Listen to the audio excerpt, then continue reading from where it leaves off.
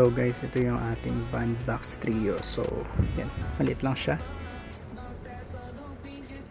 Pero pang malakasan to. So, yan.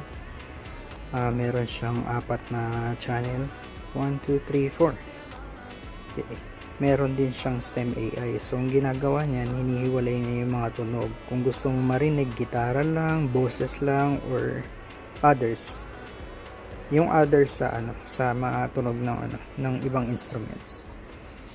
So yun, may built-in battery siya, kaya gumagana siya kahit outdoor na hindi sinasaksak sa 220. So check natin yung connections niya sa likod para mas ma-imagine nyo. So ito, check natin simula dito sa umpisa.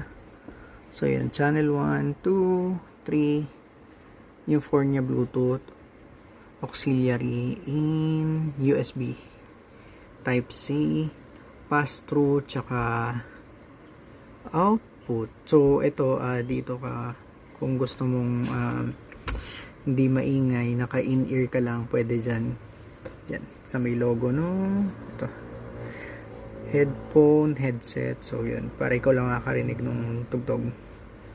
Tapos pass through ginagamit to, tsaka mag-input para kung gusto mo madoble yung tunog, may isa ka pang speaker, pwede kang mag-line in dyan.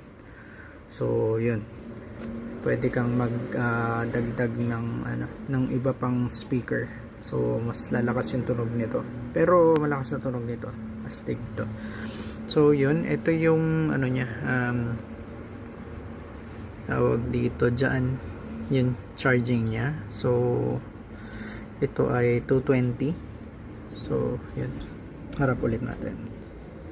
So yun, ito yung pang malakasan nating bandbox trio.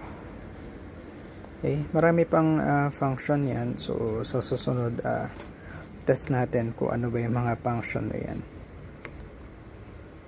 ngayon. Okay.